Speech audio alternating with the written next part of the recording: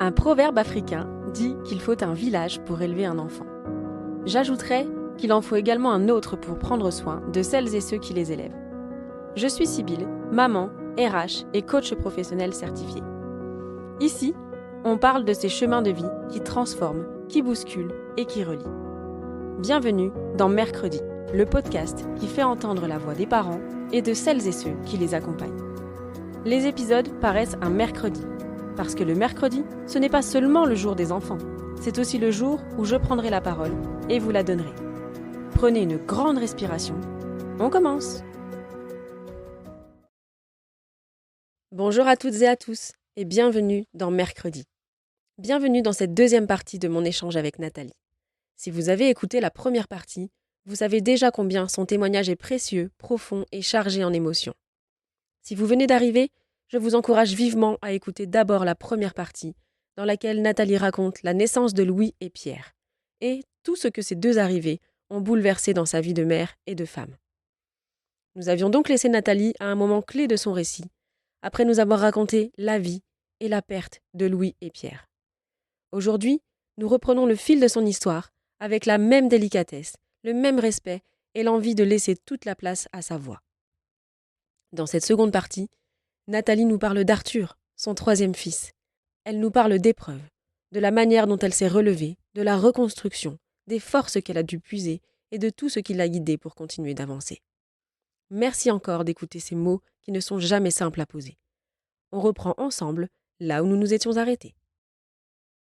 Et après tout cela, une envie revient tout doucement pour vous deux. Comment est né ce désir du coup d'un troisième enfant ? Alors déjà, on a commencé à en parler. L'envie d'avoir un troisième enfant s'est faite, mais on avait besoin d'avoir des échanges avec un médecin parce que j'avais fait déjà 2 fois un hématome rétroplacentaire. Donc pour une troisième grossesse, j'aurais un traitement fluidifiant et un anticoagulant tout au long de la grossesse. Et donc tu es tombée enceinte en avril 2023, donc avec une grossesse effectivement très surveillée comme tu le précises là. Comment tu as vécu cette grossesse émotionnellement ? Entre espoir et peur, beaucoup de peur forcément, et en même temps je pouvais pas m'empêcher d'espérer. Après avoir vécu les 2 pertes de nos bébés, oui, on espère en fait, tout simplement. On ne cesse pas d'y croire. L'espoir et le fait aussi de se dire cette fois-ci, alors voilà, il y avait la surveillance plus poussée, ces médicaments, donc voilà, des moyens en tout cas mis en place pour aussi aider et assister cette grossesse, pour être rassurée de ton côté. Mais là encore, du coup, il y a eu des complications. Est-ce que tu peux nous raconter ce qui s'est passé lors du rendez-vous du deuxième trimestre ? C'était le rendez-vous pour l'échographie du 2e trimestre. Donc là, très vite, le médecin qui me faisait l'échographie m'a fait remarquer qu'il y avait presque pas de liquide amniotique, quasiment plus. Et donc m'a rapidement envoyée vers les urgences.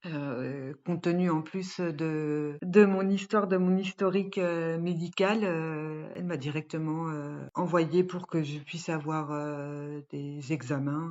Donc tu es de nouveau hospitalisée. Et comment se passe cette hospitalisation ? Alors en fait, pour cette grossesse, compte tenu des complications que j'avais déjà faites, il était prévu que je sois hospitalisée à partir de 6 mois de grossesse environ jusqu'à l'accouchement. Donc hospitalisée sur place directement. Et là, l'échographie s'est faite 2 semaines avant. Donc il a été décidé que je reste directement, que je rentre pas chez moi, mais que je sois Oui, hospitalisée 2 semaines en avance et voilà, jusqu'au terme. jusqu'à l'accouchement. Et donc tu étais à l'hôpital et donc à un moment tu ressens des douleurs plutôt vives dans le bas du dos. Donc pour toi ça fait écho à des contractions puisque tu commences comme tu le dis à connaître ton corps.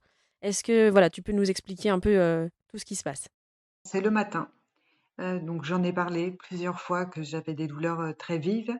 Au début, on m'a donné du Spasfon. On m'a dit que c'était normal, c'était des douleurs de la grossesse. Mais quelques heures après, ça s'intensifiait donc j'ai dit: «Là, je vous assure que c'est pas juste des douleurs, lambda, c'est pour moi, c'est des contractions, c'est je peux pas vous dire autrement» et donc une des sages-femmes, a voulu m'examiner et à ce moment-là, j'ai fait une hémorragie, sur le lit, en fait, où j'étais et ils n'ont pas eu le temps d'amener un brancard ou quoi, enfin, j'avais perdu tellement de sang qu'ils m'ont conduite directement, aux urgences maternité. Et donc là, du coup, hémorragie, effectivement. Tu dis que voilà, il y a une ambiance très particulière quand tu arrives aux urgences, avec beaucoup de bruit, et une sage-femme qui demande un peu le silence pour justement essayer d'entendre le cœur ou non du bébé. Est-ce que tu peux nous Oui. expliquer? C'est ça, très, très bruyant. Il y avait, je pense, une dizaine de personnes dans la pièce autour de moi. L'anesthésiste qui me parlait, qui me posait des questions en même temps parce que bah, tout se faisait dans l'urgence et il n'avait pas des informations cruciales pour lui. Et à ce moment-là, oui, la sage-femme qui demande le silence parce qu'elle a besoin de faire une écho en fait et d'entendre le cœur du bébé. Et là, elle a vu que un hématome se créait de nouveau. Donc en quelques secondes, ça a été, code rouge, césarienne en urgence et donc ils m'ont mis, dans une autre salle et là ils ont juste, eu le temps de me dire qu'ils m'injectaient l'anesthésiant et c'est tout ce dont je me souviens. Oui, donc tu as été endormie du coup très rapidement, parce qu'effectivement, quand elle a fait l'examen, elle entendait le cœur, donc le bébé était bien Oui, vivant. Mais voilà, elle s'est rendue compte que l'hématome se créait et qu'il fallait agir oui, tout de suite. Comme tu le disais, ça peut arriver à n'importe quel moment. Et là, c'était pile poil, on va dire, le bon moment pour pouvoir intervenir. Donc du coup, Arthur, votre troisième enfant, est né à 5 mois et demi, le 29 septembre 2023. Qu'est-ce que toi, tu as ressenti du coup, puisque quand tu as accouché, donc tu vois, tu étais endormie sous césarienne. Comment ça s'est passé quand tu t'es réveillée? brutal. Brutal parce que, c'est comme si je me suis endormie enceinte et je me suis réveillée, dans une salle, où je ne l'étais plus et je ne sais pas où était mon bébé, en fait. Donc, à ce moment-là, je me suis réveillée et ça a été, «Est-ce qu'il est vivant?» Ça a été la seule question que j'ai posée et on m'a répondu, «Oui, il est vivant, il est en réanimation, néonatale». Donc Arthur, ce petit garçon, effectivement, était bien là, bien vivant. T'as pas pu rencontrer ton fils, du coup, le jour de l'accouchement, comme tu le dis, à cause de cette césarienne, mais ton mari, lui, a pu voir votre bébé, et il t'avait envoyé des photos pour que tu puisses quand même voilà, le voir à Oui. distance, si je puis dire comme ça. Pour lui aussi, cette rencontre, du coup, a été un peu bouleversante. Tu parles de l'ambiance, du coup, de la salle de réanimation néonate. Comment ça s'est passé pour lui, cette première rencontre, sans toi aussi? Je dirais aussi, brutal. En fait, moi, je me suis réveillée vraiment avec, ce choc, cette brutalité et lui, le fait de découvrir notre fils, dans cette ambiance parce que la réanimation néonatale, c'est un univers très particulier où déjà il faut être très chaud, faut le dire, mais c'est vrai que quand on a l'émotion, quand on a le stress, quand on a la fatigue, comme mon mari le ressentait à ce moment-là, de voir notre fils, bah, ça a été, il en a presque fait un malaise en fait, parce que c'était, bah, toutes ces émotions réunies en même temps et de se dire en même temps, je vois notre fils, très bien, mais où est ma femme? Est-ce qu'elle va bien? Parce qu'à ce moment-là, il ne m'avait pas vue. Donc, la première chose, il est arrivé et on l'a conduit tout de suite, auprès de notre enfant. Donc, et lui, sa question à ce moment-là, il me l'a dit bien plus tard, mais ça a été, d'accord, mais et ma femme en fait? Où est ma femme et comment va ma femme? Et donc, à ton réveil, tu as pu l'appeler ou lui écrire. Vous vous êtes vus avant que tu rencontres ton fils le Oui, lendemain? après avoir rencontré, notre fils, du coup, j'étais encore en salle de réveil et ils l'ont amené directement, ils lui ont permis de venir et donc on s'est retrouvés, à ce moment-là. Donc ça, c'était important du coup pour tous les deux quand même de vous retrouver effectivement. Pour lui aussi, de te parler de votre bébé, mais voilà, pour toi, ne pas vivre ça complètement seul aussi, sachant que t'as pas pu tout de suite rencontrer votre enfant. Donc tu as pu le rencontrer le lendemain, et voilà, tu me disais que le personnel soignant t'a conduite à ses côtés en fauteuil roulant, parce que tu avais eu cette césarienne, et comme tu le dis, on est plié. Enfin voilà, on n'est pas censé faire un marathon Non. dès le lendemain. Est-ce que tu te souviens de votre première rencontre? Est-ce que tu peux nous en parler? Oui, alors la première rencontre, déjà en arrivant dans le service, moi j'avais qu'une idée en tête, c'était rencontrer mon fils. Donc c'était la seule chose à laquelle je pensais. Et c'est vrai que le personnel soignant, bah, leur priorité aussi, c'est de préparer les parents. parce que la réanimation néonatale, surtout pour un bébé, il est né à 5 mois et demi, donc il était vraiment très prématuré. C'est de nous préparer dans le sens où chaque jour est un combat, chaque heure même, et que malheureusement le pronostic vital est engagé. Donc il faut qu'on ait conscience de ça, qu'on soit préparé. Donc ça, aujourd'hui, je l'entends, mais sur le moment, j'entendais des personnes parler, j'entendais des mots que j'ai retenus aujourd'hui. Je peux les redire facilement, mais sur le moment, je disais juste, bon, d'accord, ok, mais bon, vous me laissez entrer maintenant parce que je veux juste le voir en fait. C'était voilà ce que j'ai ressenti vraiment à cet instant. Et ensuite, donc, il y a cette rencontre où tu le Oui. vois.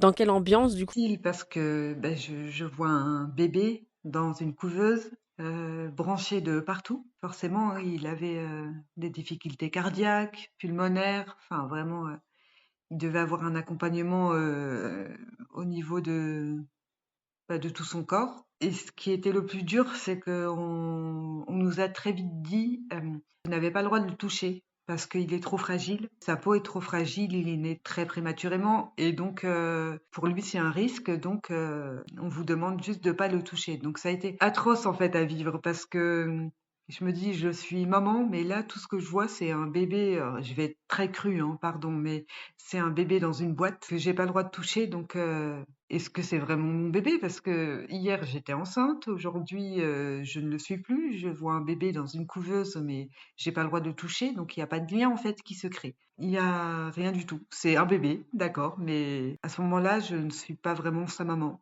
C'est pas vraiment mon bébé en fait, c'est un bébé.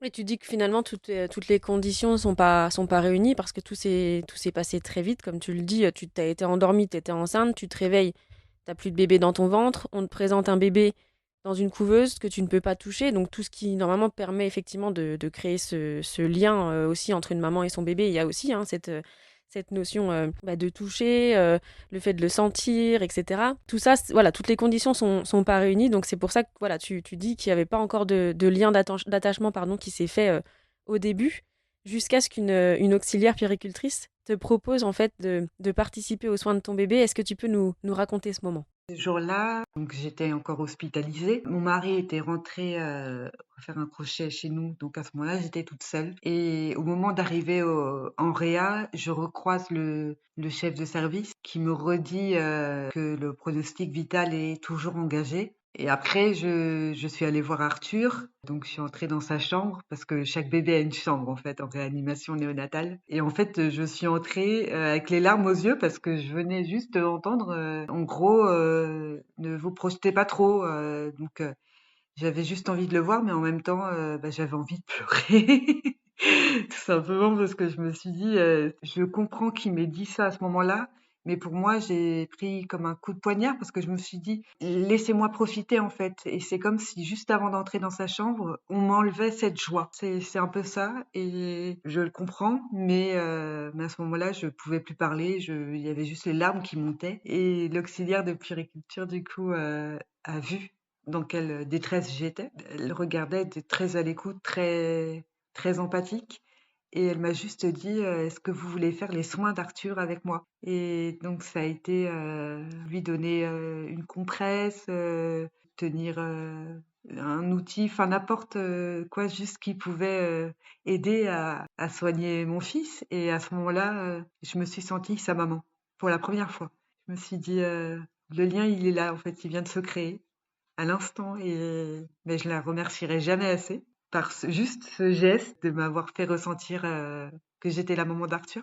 C'était important, effectivement, de créer ce lien pour toi, pour ces jours qui, comme tu le dis, dans ces services-là paraissent des mois, parce qu'effectivement, tout est décuplé. Les émotions aussi, et effectivement, cette difficulté à créer cet attachement était très pesant pour toi, qui devait aussi te remettre physiquement de ta césarienne et de cet accouchement.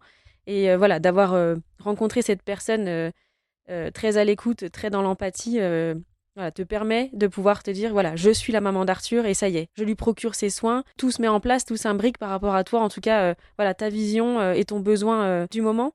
Donc voilà, toujours entre espoir et peur avec ton mari, parce que comme tu le dis, les discours des médecins, même si voilà, bah, chaque jour est une victoire, les discours restent toujours plutôt prudents, voilà, en vous disant, bah oui, il y a eu ce petit problème-là, ce petit problème-là, des petits problèmes esselés, mais qui sont normaux pour un bébé du coup né à ce terme.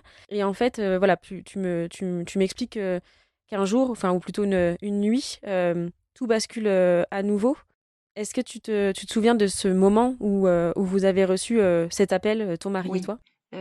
En fait, la première fois qu'on est arrivé en réanimation néonatale, déjà les médecins nous avaient dit, déjà ils nous avaient tout expliqué bien sûr, et ils nous avaient dit si jamais vous ne recevez pas d'appel de notre part, c'est que tout va bien. On l'a reçu, cet appel. Aucun parent n'a envie de recevoir un appel comme ça. Et en fait, moi j'avais mis mon portable en silencieux cette nuit-là. Donc c'est une infirmière qui est venue me réveiller, j'étais hospitalisée, mon mari lui était à la maison. Et donc en fait, elle est venue me chercher, elle m'a dit que la réanimation avait essayé de me joindre plusieurs fois.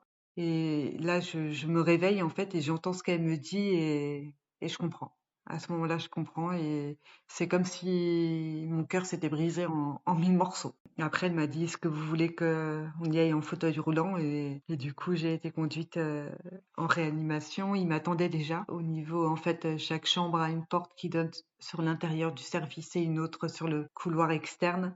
Donc j'ai pu entrer directement dans sa chambre. Et là, il y avait, je dirais, 7 ou 8 personnes autour de lui en train de gérer les urgences. On m'a dit très vite qu'il avait fait un arrêt cardiaque, plusieurs arrêts cardiaques et une hémorragie cérébrale massive dans la nuit, que bah, ils avaient tout tenté, ils essayaient de vraiment le sauver, mais que là, il fallait qu'on prenne une décision. Donc, mais après, ils attendaient que mon mari arrive pour nous en reparler. Et quand ton mari arrive, donc il vous réexplique tout ça à tous les deux pour que vous ayez voilà, le même niveau d'information sur ce qui s'était passé dans la nuit et ce qui les avait poussés à vous appeler. Et comment vous vivez les choses, comment ça se passe pour toi? Explique-nous un peu émotionnellement voilà, ce qui se passe pour toi à ce moment-là. À ce moment-là, précisément, quand ils nous ont reposé la question, ce qu'on voulait faire par rapport à ce que venait de vivre Arthur, ça a été le trop. Ça a été le trop. Je pouvais plus en supporter en fait davantage. Et j'ai coupé.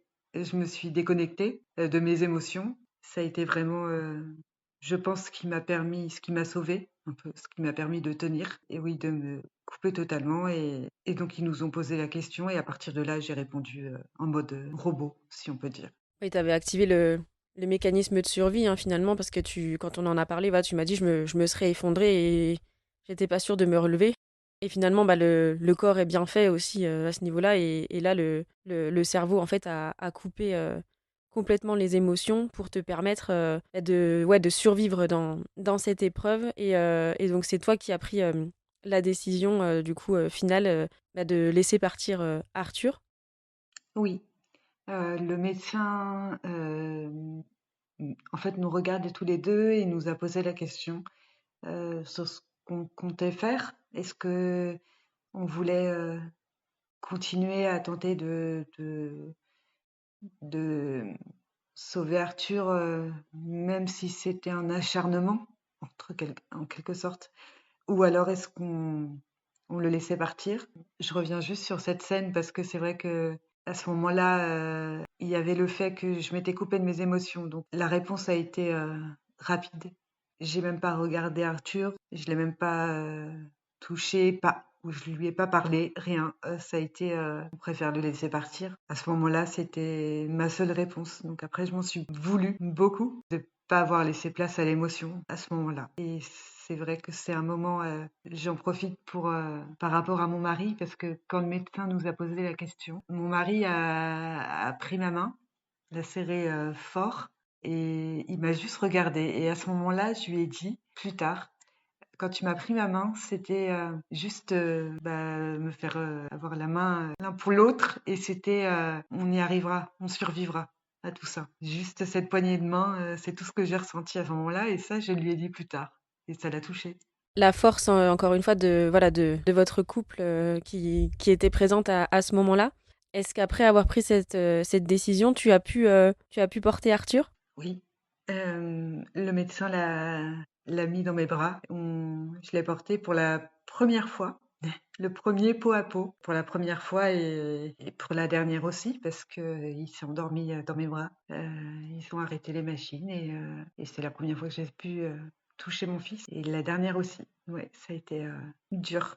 Même couper des émotions, t'as quand même pu lui dire au revoir, peut-être pas de la manière dont tu aurais souhaité, parce qu'encore une fois, ben voilà, le corps bloquait Oui. certains de tes ressentis. Qu'est-ce qui t'a manqué peut-être justement dans cet au revoir? Le fait d'être vraiment là pour lui, de l'accompagner. Là, le fait d'être coupée de mes émotions, je mettais déjà une distance. En fait, au moment où ils m'ont posé la question, il était déjà mort. C'est horrible de dire ça, hein, vraiment. Je m'excuse pour ceux qui écoutent, mais c'est ce que je ressentais à ce moment-là. Il était déjà parti et ça, je m'en suis énormément voulu de pas avoir été sa maman, en fait, à ce moment-là. De pas avoir pris le temps, de pas l'avoir pris dans mes bras, lui avoir parlé avant de prendre la décision, en fait. C'est comme si je me suis, oui, détestée parce que je lui ai laissé aucune chance. Avec le temps, voilà, t'as réussi effectivement à prendre du recul sur cette situation, avec un travail du coup sur toi-même qu'on évoquera juste après. Donc, pour Arthur, il y a eu un au revoir, peut-être pas effectivement le au revoir complètement espéré, mais en tout cas un au revoir, puis des obsèques, quelque chose de symbolique et nécessaire. Pourquoi c'était important pour toi, pour vous, d'organiser cette cérémonie? C'était important pour Arthur, pour nous déjà de pouvoir lui dire au revoir, pour continuer et oui, de lui montrer que on est là, que ses parents sont là pour lui dire au revoir.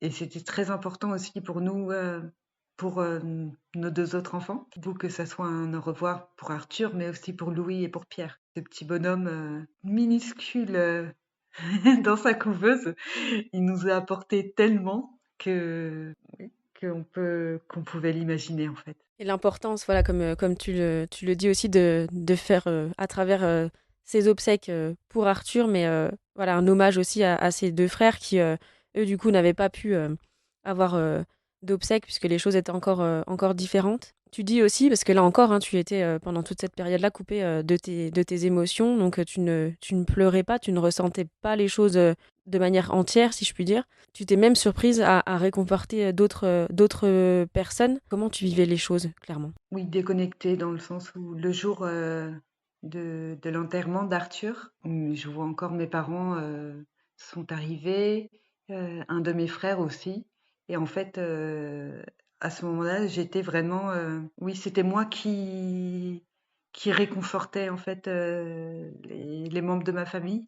Ils étaient là effondrés. Qu'ils soient venus, c'était tellement important pour moi, mais pour eux, c'était dur, horrible à vivre en fait. Et moi, là, en fait, dans une situation normale, j'aurais dû être soutenue, oui, réconfortée, mais c'était l'inverse qui se passait. Parce que mes émotions n'étaient pas là, parce que c'était trop. Donc, je préférais vivre ça un peu déconnecté. Cette déconnexion dont tu parles, le cerveau qui s'est mis en mode off, quoi, finalement, pour voilà, traverser l'épreuve, mais ouais, couper des émotions, parce que certainement que ça aurait été trop difficile. Mais finalement, ton corps et ton esprit ont quand même fini par lâcher, avant ensuite de pouvoir retrouver une autre forme de force. Mais voilà, donc tu as vécu cet effondrement, une décompensation aussi après une séance de MDR dont on a parlé qui n'était pas du tout adaptée. Mm. Est-ce que tu peux nous raconter un peu ce moment-là? Oui, du coup, après Arthur, j'avais rencontré une psychologue qui voulait me faire de l'EMDR. L'EMDR, pour résumer vraiment schématiquement, c'est faire en sorte que les souvenirs traumatiques que l'on a vécus, les retravailler et qui ne s'effacent pas, mais qui deviennent des souvenirs vivables, on va dire, supportables en fait. Pouvoir les accepter et faire en sorte que tout ce qu'on a vécu, on puisse, oui, l'accepter et vivre avec. Voilà, c'est un résumé, un peu je m'excuse pour les professionnels de santé et à ce moment-là, ce qu'il y a, c'est que, beh, je n'étais pas du tout en phase avec mes émotions, pour dire que je les ressentais pas du tout et le MDR, c'est vraiment, doit être fait dans une période où on n'est pas dans la surexposition, mais on n'est pas non plus dans l'inhibition. Donc c'est vraiment une échelle, entre les 2, une fenêtre, qu'il faut respecter pour que ça soit efficace et que ça fonctionne. Et là, ce qu'il y a, c'est que, bah, déjà, je n'étais pas, c'était pas le bon moment psychologiquement et en plus de ça, normalement, on travaille pendant plusieurs séances un souvenir. Voilà, le temps que qu'on puisse le travailler et là, pendant la même séance, elle m'a fait revivre, une dizaine de souvenirs, pas que depuis Arthur, mais depuis Louis. Louis, Pierre et tout ce qui l'entourait, tout ce qui a suivi. Je m'en suis pas rendu compte tout de suite, mais je suis rentrée chez moi et en fait là j'ai décompensé. Je me suis effondrée et j'ai complètement craqué, si on peut dire. C'est dur comme moment de s'en souvenir parce que j'ai perdu pied totalement. J'ai dit à mon mari, à partir de maintenant, Arthur, je te le dis et ce sera comme ça. Arthur est en vie. Je vais préparer sa chambre. Je vais la décorer. Je vais lui acheter plein de petites choses que j'avais prévues. Il faut aussi qu'on prévoie les prochaines vacances, ses premières vacances qu'il aura, qu'on trouve un endroit bien où on puisse être tous les trois. Enfin voilà, quand j'y repense, je me dis c'est enfin, jamais j'aurais pensé vivre quelque chose comme ça. Et je me suis fait peur. Oui, bien sûr, avec le recul, oui. C'est tout le contre-coup aussi d'avoir coupé des émotions, mais d'avoir eu aussi cette séance qui n'était pas du tout adaptée, comme tu le dis, aussi bien à la manière dont tu étais connecté à tes émotions, mais aussi le fait d'avoir tout revécu en une séance.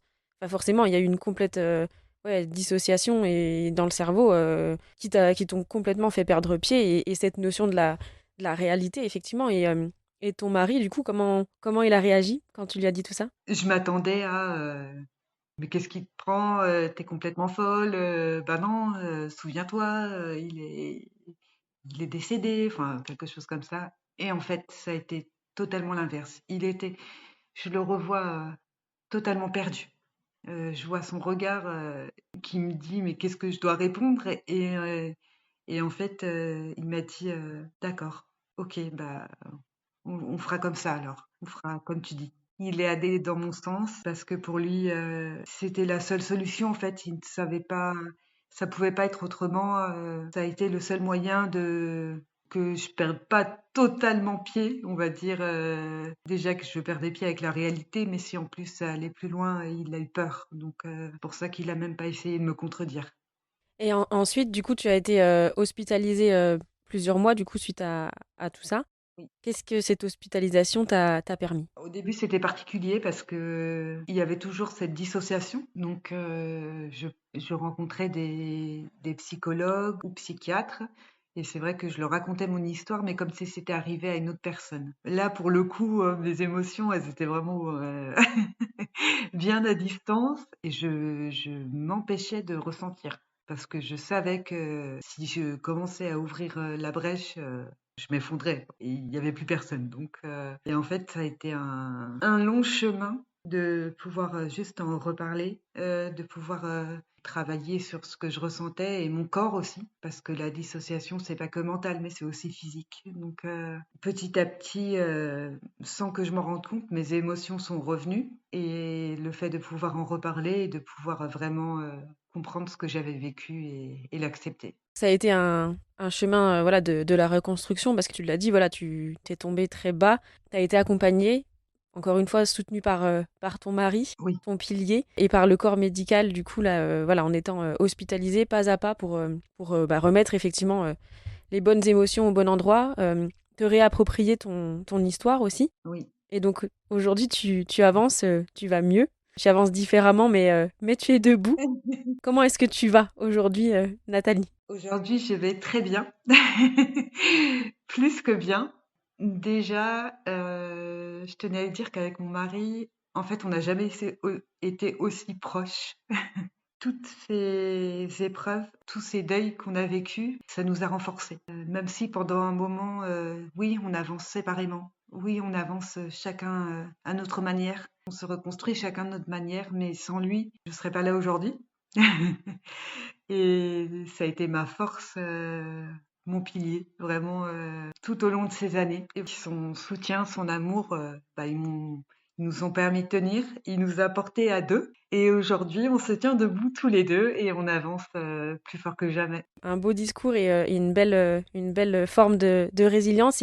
Et tu t'es engagée, toi, du coup, dans une association sur la prééclampsie. Une des conséquences de la prééclampsie, ça peut être l'apparition d'un hématome rétroplacentaire. Qu'est-ce que ça t'apporte, du coup, cet engagement? Alors effectivement, l'hématome rétroplacentaire est une des complications de la prééclampsie, bien que moi, je n'ai pas déclaré de prééclampsie. Mais en regardant sur Internet, parce que bien sûr, j'ai fait des recherches pour en savoir plus sur ce que j'ai eu, l'hématome rétroplacentaire, sans rien trouver, absolument rien. Au début, je me suis dit, mais c'est pas possible, il faut vraiment que ça parte de quelque chose. Alors, est-ce que je dois créer, j'avais même pensé à l'époque, pourquoi pas créer un cercle ou peut-être pas une association, je suis pas aussi visionnaire, mais oui, un cercle de femmes qui ont vécu la même chose et ben, ça a été compliqué en fait, tout simplement parce que la médecine n'en sait pas plus aujourd'hui et j'ai eu l'occasion de découvrir l'association. Et ça a été en fait une belle rencontre, une très belle rencontre.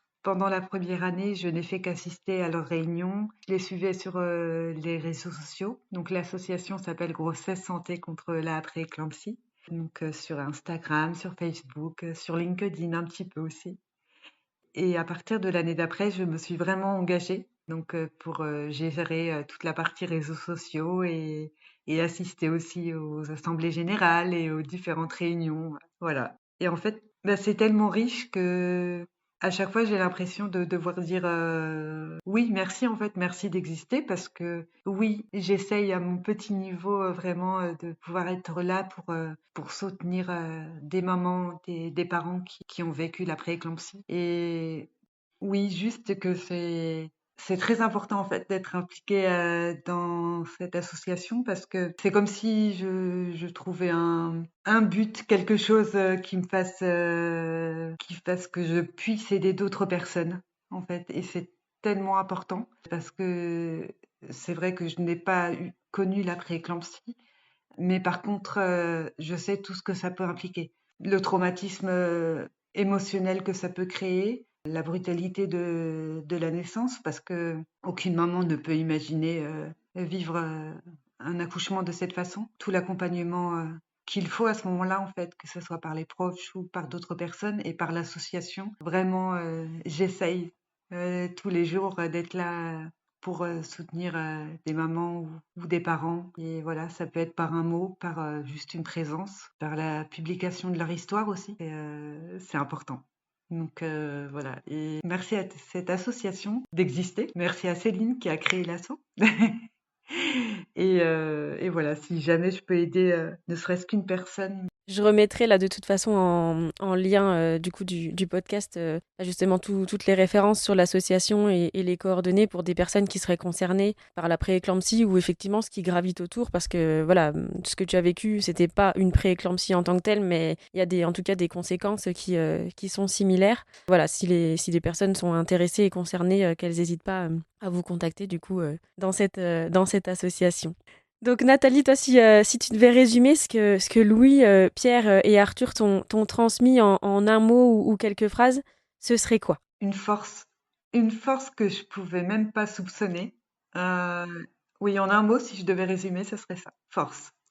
La force. Moi, je vois aussi une femme du coup qui est pleine de résilience du coup à travers ce parcours et en tout cas, je te remercie Nathalie pour la force, la sincérité de ton témoignage. Moi, je dirais que voilà, ton histoire est une ode à l'amour maternel, à la résilience et à la dignité aussi.